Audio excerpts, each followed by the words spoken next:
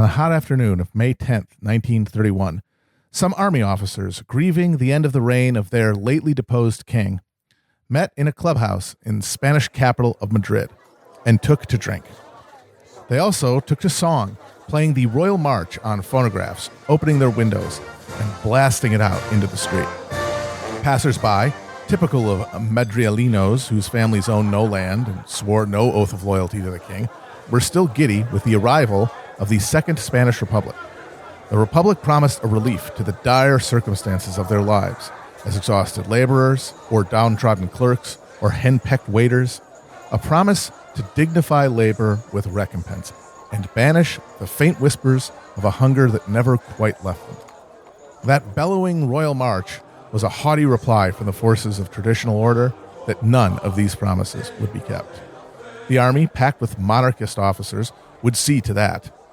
In the day's heat, fighting broke out between the Madrileños and the army officers, the common people of the city against the armed emissaries of the landowners of the country.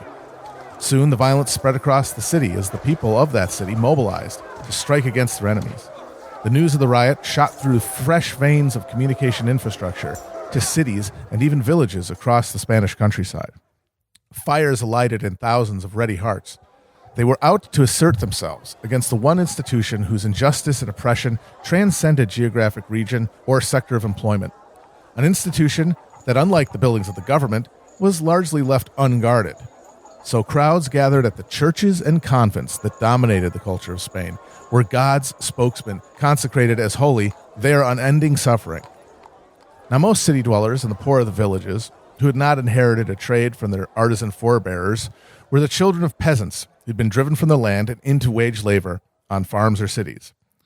These were the children who had made the terrible journey into the unknown. They had encountered a world starkly different from their lives in the villages, and from this new angle, the eternal truths of the church were exposed as the lies of an antichrist who worked to keep them in chains.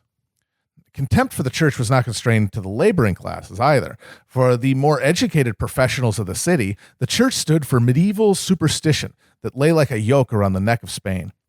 Whatever the source of disgust, the newly established republic provided a political outlet for generations of visceral hatred for the symbols, infrastructure, and above all, personnel of the Catholic Church. So in the next 2 days, over 200 churches, convents, and religious buildings were burned in cities and villages across southern Spain. The crowds burned churches to display their loyalty to the Republic, which represented a path to the establishment of a true faith, a faith in the common people's fitness to rule themselves.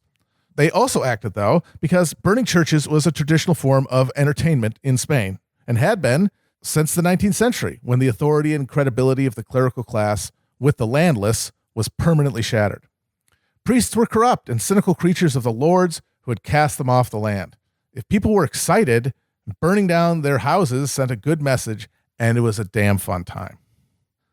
The church burnings were a portent for the future of the, spoiler alert, short-lived Second Spanish Republic.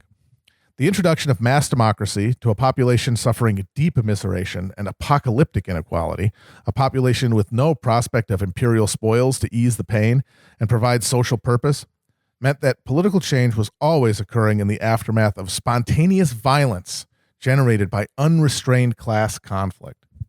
Other Western European nations had developed strong central authorities capable of arranging the various carrots and sticks necessary to secure class peace.